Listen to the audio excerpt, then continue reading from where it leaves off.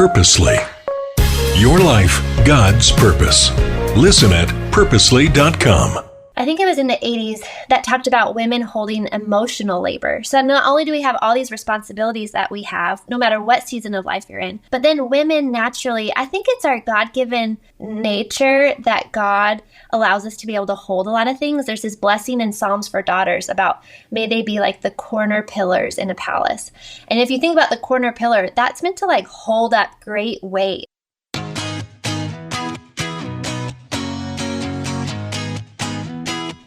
Hey friend, I'm Julie Lyles Carr. This is the AllMomDoes podcast, part of the Purposely Podcast Network.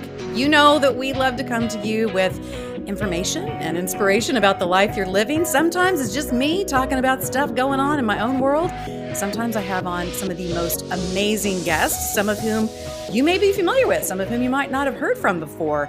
Well, today I have somebody that you're probably familiar with, and I absolutely love a topic that she's been doing a deep dive into for the last several months to bring to the table a brand new book. I want you to welcome Alyssa Joy Bethke. Thanks so much for being with me. Thanks so much, Julie. This is so fun. You are quite an accomplished author. You have several books already out there, but you also have done all kinds of other things. When I see your face, I just think, there she is, the entrepreneur. I mean, you and your husband, Jeff, have done all kinds of stuff. So tell the listener where you live in the world right now, the kids, and all the things that you and your husband are currently working on, working in, all the stuff. Yeah, so my husband and I, Jeff, we've been married for 12 years. We grew up in the Seattle area, lived in Maui, Hawaii the last 10 years, and just moved this summer to Tennessee. We have 3 kiddos, 10, 8, and 5. And we have just done, we kind of like, when we got married, my husband had kind of been launched into ministry on online back when YouTube was like, you go viral overnight. And so we've kind of ridden that wave where we've done everything and anything we can to share the gospel, to help form marriages and families, and now men and women mostly on an online platform, but we also have been doing retreats lately, and we have books and podcasts. And so yeah, it's been really fun. I'm never bored. I would call my husband the serial entrepreneur, and I just kind of like follow along, but it's been really fun what we've gotten to do. So he's been doing a lot of forming men's stuff. He has retreats and books, and I'm kind of going more into the women's space. So, and this book kind of launches it. So I'm really excited about it. That's so exciting. Now, I know a little bit about Jeff's background, that he came from some pretty rough stuff and had to sort of claw his way into a relationship with God, finding more about the gospel. What was that for you? What was your background like, and how did the two of you meet? Yeah, so I grew up, I'm an only child, so that's been fun as a mom when you have like multiple children, but grew up with parents who loved the Lord, went to church. I gave my life to the Lord when I was 7 through VBS and the good old flannel board, if anyone is old enough to remember that. But actually, I know, Julie, you had mentioned you've had Robin Jones Gunn on before, but I actually really started walk with the Lord when I was 14, that summer before high school, and I was reading her books, and it just really showed me of how you can have a relationship with God and what that looks like and how to connect your heart to His. And so I just really started to love the Lord, and high school was really lonely for me because all of a sudden I'm like, in love with the Lord, and I go back to a public high school and I don't really love doing the things that a lot of people were doing, but really like just fell in love with the Lord. He became my dearest friend, so to speak, and so always wanted to like do some type of ministry. And Jeff and I actually went to the same high school. We met. We didn't meet until prom night for like 5 minutes, but it was just, he was the junior at a senior prom, like in the middle of the room. Everyone was dancing around him, like life of the party, which is still so true today. But he came to the Lord at college, and then a couple years later we met at a wedding and just hit it off right away. So we definitely have totally different backgrounds. But the thing that, like, from the very first time I met him, he immediately went into his testimony. And the thing that I took away most was, wow, this guy is legit. Like, he really loves the Lord. He's so honest and humble of where he's been and what the Lord has done in his life. And his hunger for the Lord was really what attracted me to him. So it's been fun to be totally different and have different backgrounds, but so grateful for our marriage. I love that you guys have this marriage that is built from two very, very different places, because I think it gives you an ability to speak into marriages in a way that's really kind of unique. A lot of times we are looking for people that we think will complement us, or our families knew each other back in the day, or there's some kind of connection in this way or the other. And so I think the wisdom the two of you bring to the table from two such separate backgrounds and developing into your own family culture, the things you've been so intentional about. I love hearing about that. Now, you have been doing a deep dive into a message that, wow, has a super heartbeat for me. And I have a feeling, based on what I know about my listener, that it's going to really resonate with her as well. I'm just going to read the title because I think the title is amazing.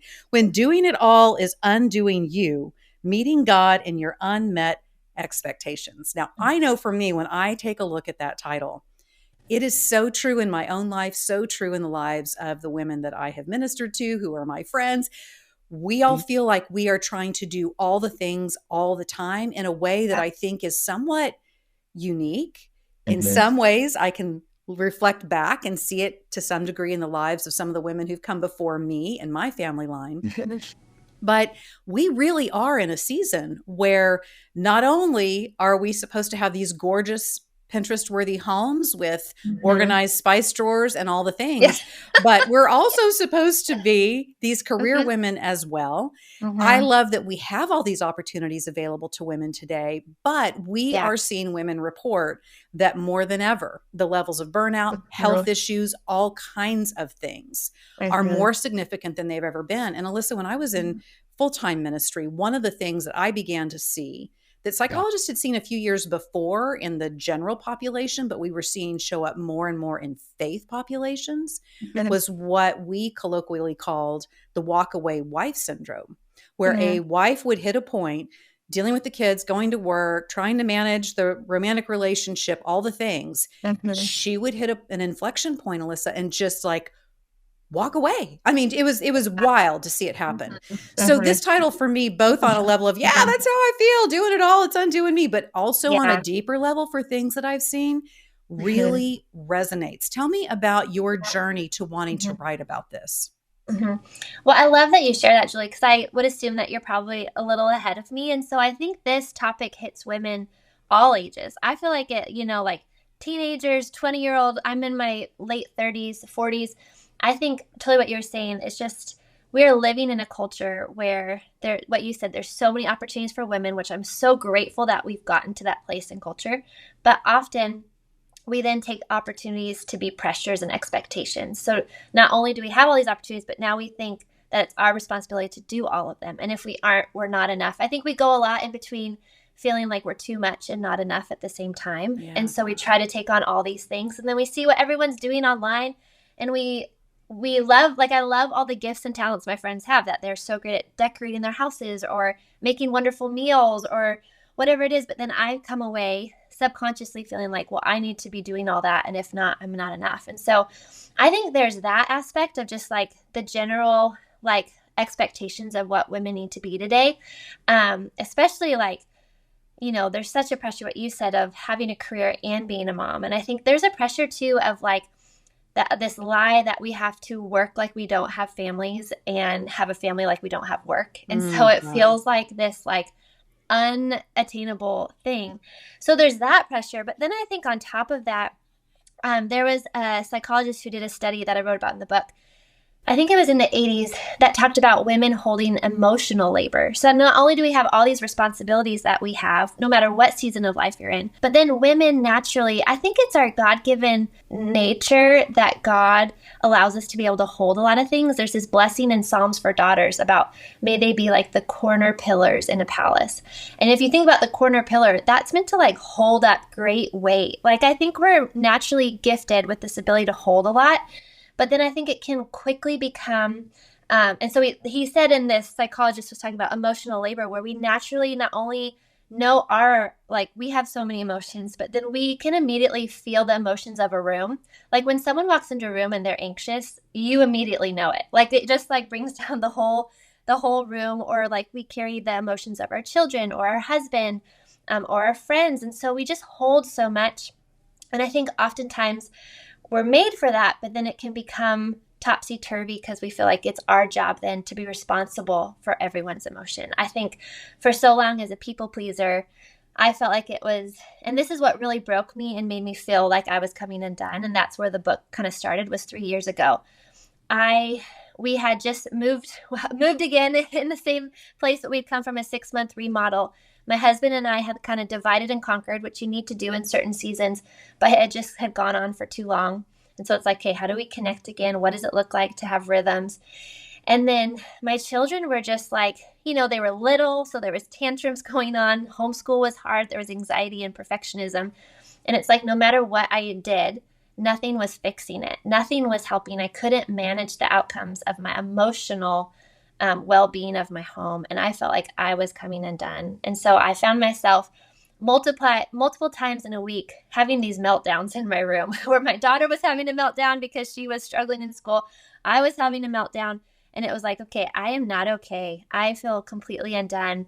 Something needs to change. And so for me, it really was that emotional aspect. And something that has really freed me was I had a friend say, you can be committed to others' happiness, but you're not responsible for it. And so it's just, I think I have to live in that when I think about the emotional labor of things. Of course, I want to be committed to my people's happiness and goodness. And, especially as a mom, I want my kids to do well, but I'm not responsible. So I think there's a lot there, but that's kind of how this story started to unfold in my life. How did you become aware that the undone was coming? Because here's where I struggle, and maybe this is where you struggle too.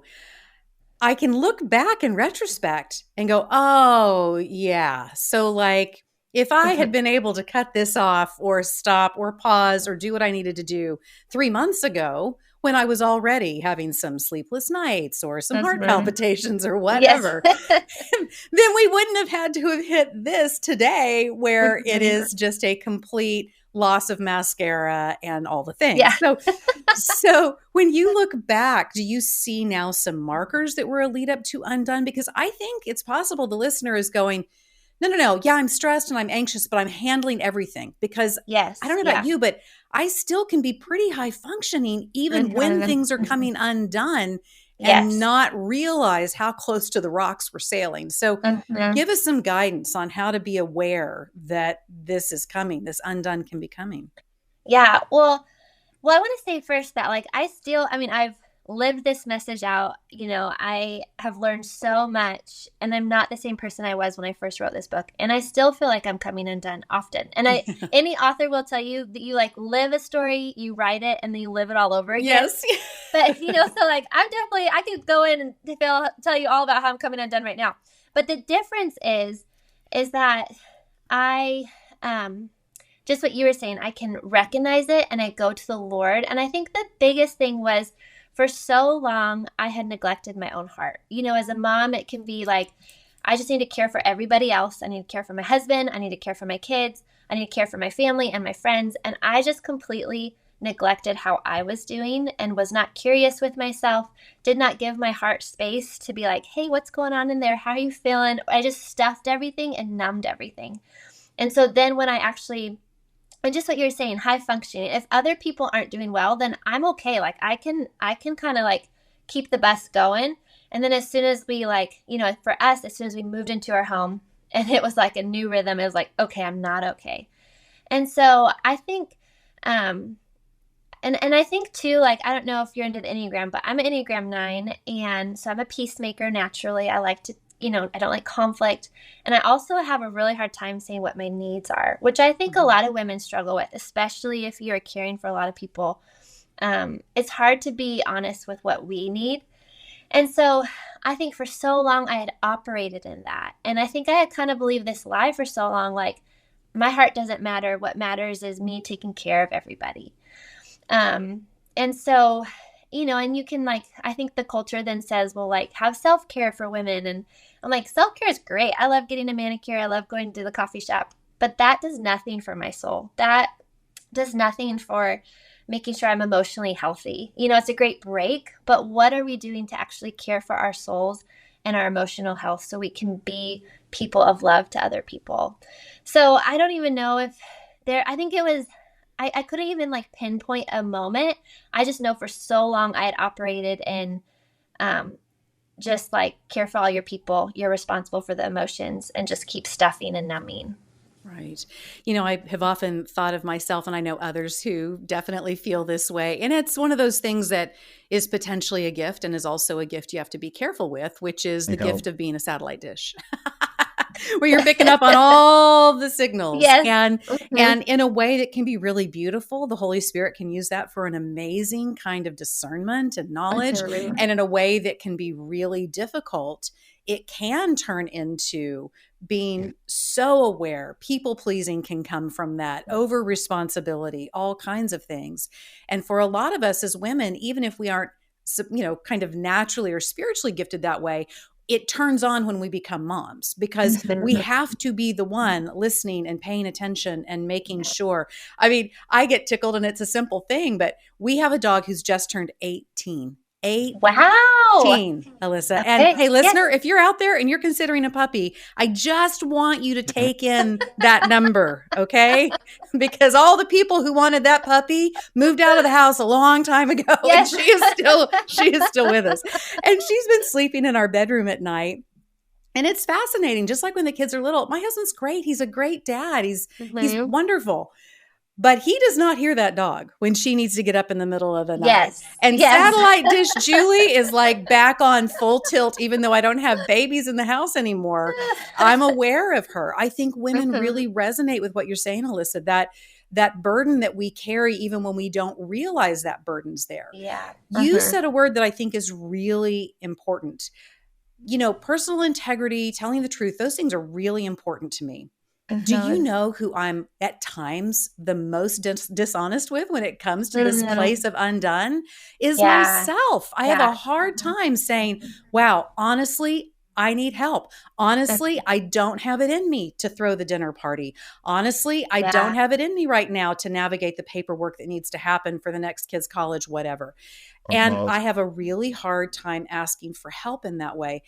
How do we balance, for me, how we become more honest with ourselves about where we really stand, what's really going on, and the desire I have to be a resilient person. Resilience is the thing that gets me in trouble, Alyssa, because on the one hand, I want to be more honest, but on the other hand, there are times we have to do hard stuff. There are times that we've got to throw it into a gear that we didn't know was possible. So how have you managed that tension between ruthless honesty with ourselves about the condition of our hearts, where things are at, with sometimes that need to move into resilience?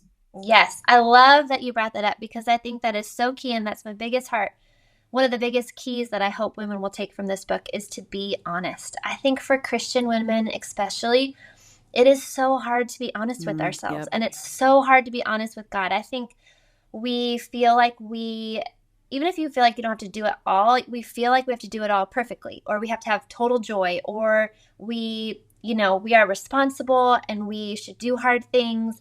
And I think it's really hard to be honest with how hard things are, with our disappointments, with things that we thought God was going to do and he doesn't do it, with his timing. And so I think resilience and honesty go together. And I think resilience actually becomes stronger when we can actually be honest about it. And so you can still be resilient and do the hard things and not be honest, but you're missing out and you're doing it on your own strength. But when we can actually come to God in honesty and be honest with ourselves of what we're feeling, maybe what we're disappointed by, what we don't want to do, then that connects our heart to God, and we can then hear from him to go forward in what he has for us. Maybe the hard thing, the circumstance doesn't change, but the way we go about it changes because we are now doing it with him. One of my life verses is Matthew 11:28-30, that so many of the listeners I'm sure are familiar with, about, I love the Message version with Eugene Peterson. He says, "Are you worn out, burdened on religion? Come away with me and I'll show you how to have a light and easy yoke and learn the unforced rhythms of grace." And I love that, because what he's talking about is yoke was an agricultural term when you think of two cows and bound together with that wood neck thing, obviously I'm not a farmer. And So they're doing it together. And the Lord is inviting us to partner with him and do the thing together, to do the hard thing together. But when we are bound with him, abiding in him, connected with him, the yoke is easy and the burden is light. And there's still a burden and there's still a yoke, but when we do it with him, it's actually easy and light because we are not responsible for the outcome. And so I think that's the beautiful thing, is that for me, that's when the resilience comes in, because I know that the Lord is with me. I'm not alone. And I know that he cares for my heart through it. And I think that's the thing. So many of us live like what matters is the outcome and our accomplishments, when really the Lord is so after our heart. But in order to be connected with the Lord with our heart, we have to be honest. And he cares for that. And I think often for me, for so long, I didn't want to be honest because I kind of thought he would be like that, like drill sergeant, nurse or whatever, be like, come on, get your head up. Like, we're going, we got to do work. And it's like, the Lord, yes, there's work to do, but he is such a shepherd who cares for us as we go about it, who comforts us, who strengthens us, who is empathetic with all of our heart. And that gives me the strength to then do the hard thing.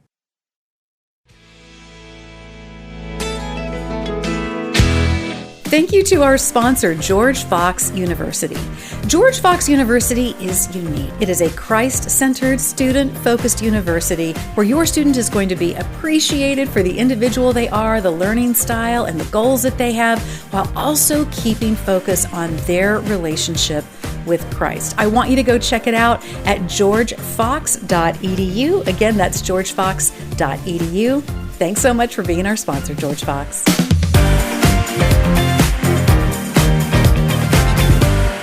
I just was at a Christian Broadcasters Conference in Charlotte, North Carolina, and the host of that, it was part of the Christian Music Broadcasters CMB organization, and the host church where this event was held was at Elevation Church. The campus pastor, the worship campus pastor there, is a guy named Reggie. He just did a devotional on the yoke, and one thing that he said that I want to go back to what you were saying that's so powerful is that in those agricultural times, what you would typically do is you would really invest. That was a 2 oxen tool, right? The yoke. You would really invest in the experienced older oxen to put on one side. Then you'd spend just a little bit on a newbie. And the purpose was, it was a better investment because that older one would train the one on the other side of the yoke. And when Jesus says, my yoke is easy and my burden is light, it's because he's the senior member of the team. He's so good. He's the one that we are yoked to. And so when we rely on that, when we don't think that we're having to pull our own weight and that we have to pull at the same strength or the same understanding or the same endurance as what God has. That was such a powerful picture in my mind. Shout out to Reggie that I kept thinking about equitable teams under a yoke. And that is not necessarily the best strategy, that there's so much to learn when we lean on God. In that way, it makes me think of this when we talk about this place of undoing and trying to do it all. You know, you and I got to talk about this a little bit before we went on mic. You mentioned Robin Gunn. She's such a great author. We've had her on a couple of different times. You've written some stuff with her, and I love that you guys have had that working relationship. And she's a few clicks ahead of you in the life marathon. We seem to be losing or have lost, not just in our secular circles, but in our faith circles, the connection, the multi-generational connection we're supposed to have. And I think about the yoke in that way as well. When you can be yoked to someone in the spiritual who has been some places that you currently are, who's been some places where you're headed, how powerful that can be. What has it been like for you, either with Robin or other women in your world, when you have come to a place of realizing, wow, I'm getting to the cusp of the undone, and you've reached out in a multi-generational way? What have you learned? What have you experienced? And why do you think we're hesitant to do that? Man, I will just, even as you're talking, I'm like, gosh, this book would not be, nor would I be the woman I am today without those older women in my life. And so I think like Robin, there's like these older mentors that like have just discipled me and spent time with me. And then I also have this set of women who I like to call my friend-tors, who are like 10 years older. They're my friends and my mentors. I love that phrase.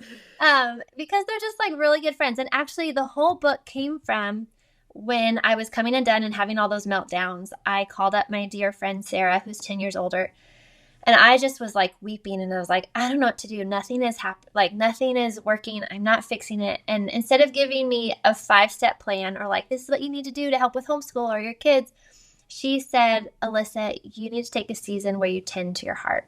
And she's like, the greatest gift you can give your kids is not your accomplishments or what you can do for them, but it's the person you're becoming.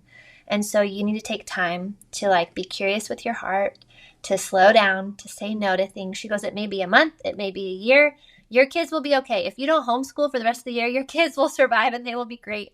But like, you just need to take time to really tend to your heart. And I say that to say, we just need those older women in our life. They are wise. They are empathetic. Like her, I have learned so much from the women in my life. They emulate to me God's love and grace and empathy that has made me understand God so much more, that has allowed me to see the unforced rhythms of grace, of how to mother, of how to be a friend, of how to trust the Lord. You know, just women that have gone a few steps before you and have experienced the Lord in certain ways and know the Lord so deeply that they can then encourage you with where you're at.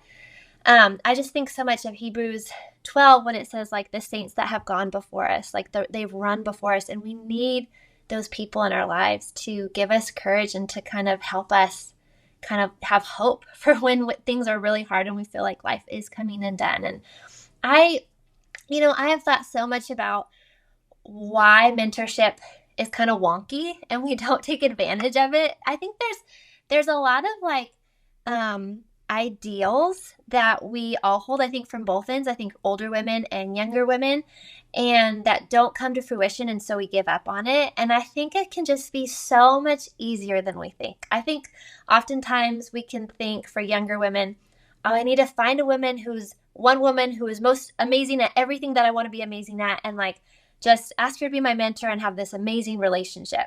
And I'm like, no, I think you're going to have multiple women throughout your life that you look up to. Find someone that like, maybe it's something you're struggling in right now, or an area you want to grow in, whether it's mothering or baking sourdough bread or how to study the Bible, or just someone you think who's like lived a lot of life and maybe suffering that you can, walk with. And just call them, ask them out to coffee, ask them out to lunch. Don't ask them to be your mentor. Like, just take it one step at a time. I remember John Mark Comer in a podcast years ago had said he had asked John Ortberg out for coffee, and then he just kept asking him out. He's like, he doesn't realize it's been a year. He's my mentor, but he doesn't realize that. I just keep asking him out for lunch, So like, that is so genius. Like, just ask the person that you really look up to out for coffee or lunch, pay for it if you can. If you are like a poor college student, then maybe find something free, have them, go for a walk, like and always honor them. Like, just honor them with whatever it is, like flowers or a card saying, thank you for spending time pouring into me in that way. And then I think for older women, my encouragement would be, no matter who you are, you have something to give us. And we are so hungry and desperate for wisdom. And I know a lot, I hear them say like, well, you guys just go on your phone all the time, and if you have a question, you just Google it. And I'm like, sure, but that does not replace like mentorship. Right. I need a mom that can hug me when I've had a really rough day mothering my kids, or who brings me a dinner because she's thinking of me. And it's like, so just, I don't know. I think when you get older, Ronald Rolheiser has this, gosh, I forget which book it is, but he talks about like the 3 stages of life. And the last stage of your life is like giving your death away. Like, I just think the last stages of your life, you should just be giving your whole life away. And what does that look like? And so just coming alongside people, serving them, pouring into them, is such a gift for the younger generation, especially I think when we're in the trenches of working and mothering and taking care of a household. Sometimes we don't even know what we need, but knowing that there's an older lady that's just coming alongside. And I think for me,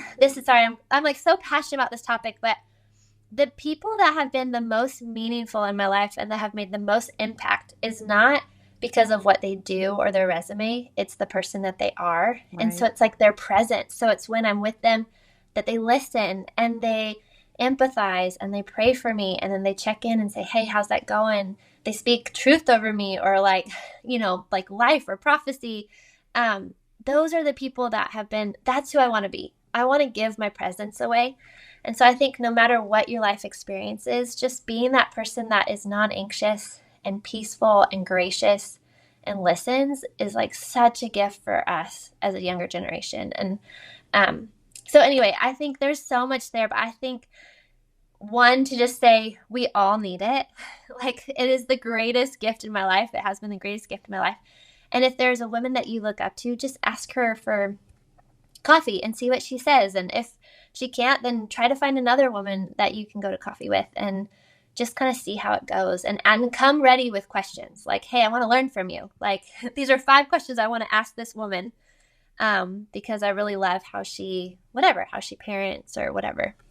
I love that. And I want to include also one person who became, such a mentor to me in a way that I don't think she really realized as much was going on at the time, like you were saying, was my husband's grandmother. We called her Grammy, May Yates. One of my daughters is named for her.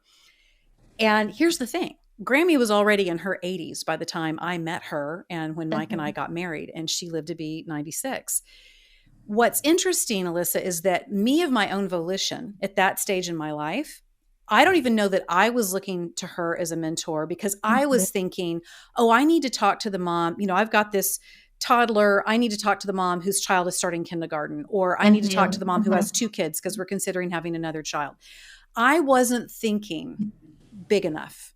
And when I look back now at the things that I sort of accidentally ended up asking Grammy about, seeking her counsel on, looking at her example, I realize now that of all the women that I could have been looking to at the time when I was a young mom in my mid-20s, Grammy was it, man. Like, she had this wisdom. So I want to encourage the listener, don't just think the next stage of life you're walking into and that's the woman you want to talk to, or the career that you might be interested in, or who has lived a beautiful life, who is now in a season that you might find very unrelatable in some ways, but who can be a wealth. There are so many people in our faith communities who would love to be tapped for that type of thing. And who we end up tapping are usually people who are very busy, who are still in a very busy season of life. And it's not that they don't care or they don't want to be able to give that presence, but they're still in the thick of it as well. They're just a lap ahead of you. But somebody who is closer to the end of the race, the wisdom there is unbelievable.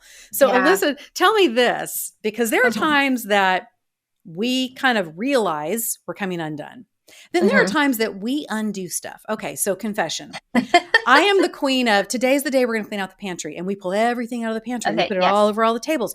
And then we get on the Pinterest board and we're like, if I just rip that shelf out, and if I did this, and if I did that, and I did the other. Before too long, I have undone something that was working. And now it's everywhere. And now I'm completely overwhelmed. And I initiated the undone. So you and Jeff, you initiated an undone earlier this year. You had life going in Maui. You were doing the things, da-da-da.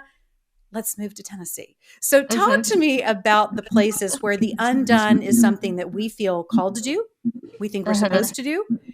But it does mean that we are really messing up some of the constraints, the rhythms that have kept us from the undone, just in the general chaos of life. Talk to me about that.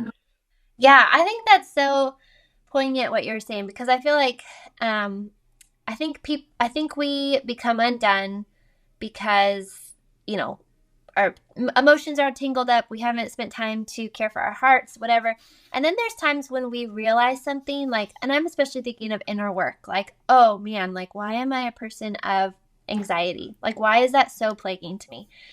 And we finally get to the place of, I don't want to be this person anymore. I need to do some good heart work. And so we choose to be undone.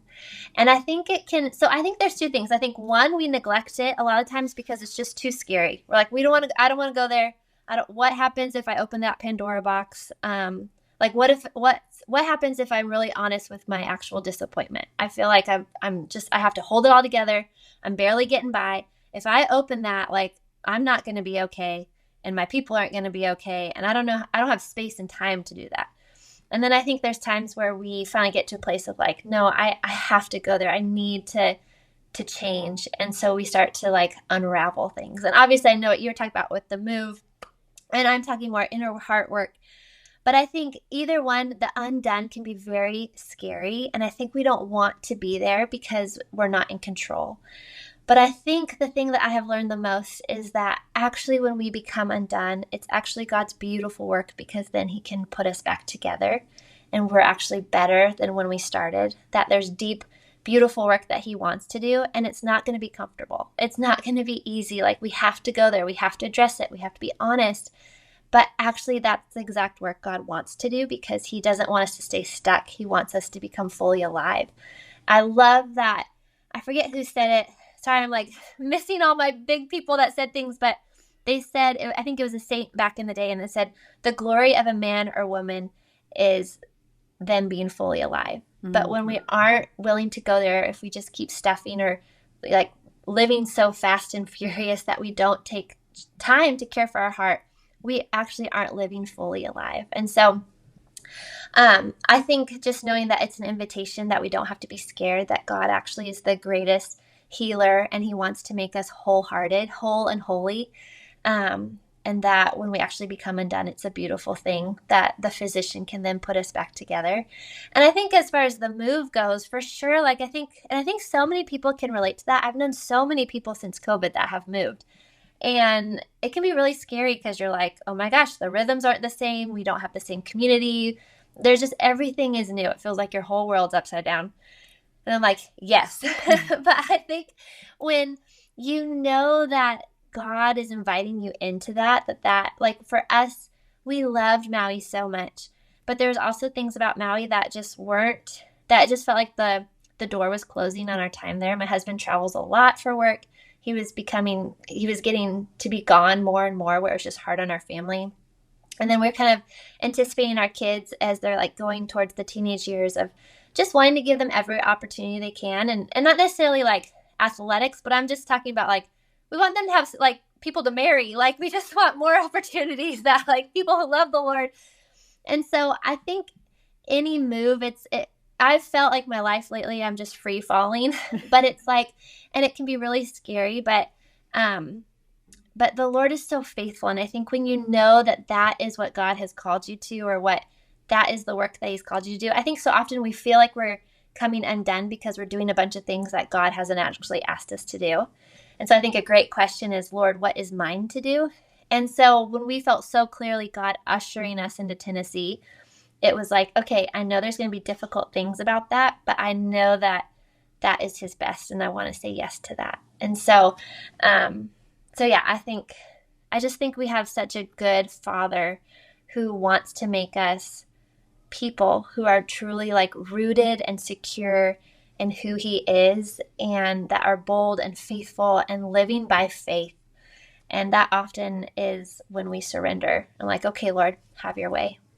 Beautiful. Well, listeners, you can imagine there's so much more that Alyssa and I could be talking about on this topic. We could keep going and going. But again, Alyssa, so happy for you. The book is called When Doing It All is Undoing You, Meeting God and Your Unmet Expectations.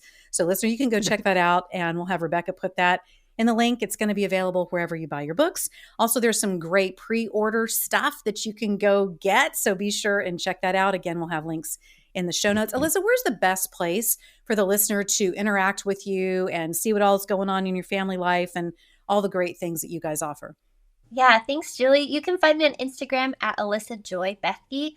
I am a total grandma when it comes to technology, so I have no TikTok. I am just like, but you can find me on Instagram, and I update all the things that we're doing on there and my kids. And so it's pretty fun. That's awesome. Okay, so go to IG. You'll find Alyssa there. Alyssa, thanks so much for taking the time to talk us through this. Again, I think you've really tapped into something that is so powerful that so many women are feeling. And this beautiful distinction of the things that happen in life that make us feel undone and the things that we need to undo, that we can be scared to undo, that are going to be so important for living the vibrant life that Jesus gives us. So thank you so much for your guidance, your transparency, your stories, all the things. as we continue to grow as women and learn what it means to do what we can do and then let God do what he's going to do. So thanks so much for that, Alyssa. Thank you, Julie. All right, listener, go to those show notes. I say it every week, but it has all kinds of great stuff, links, all the stuff that you need. Also, be sure and check out AllMomDoes.com and AllMomDoes on the socials, because that's a community of women who are living the same things that you're going through. You're going to find all kinds of inspiration and ideas, all sorts of stuff. So be sure and check that out. I love it too when you come over and say hi to me. I'm like Alyssa. I like to hang out on IG. I think my kids would just mock me too much if I tried to do very much on TikTok. So go over to Instagram. I like to see you there. I'm Julie Lyles Carr, all the places. And this is the biggest thank you you can give us. Be sure and grab the link from this episode and send it to a friend. That is so awesome when these conversations get spread out, get shared. So if you would do that for me, I would appreciate it so much. Grab the link, send it to a friend. And I'll see you next time on AllMomDoes Podcast.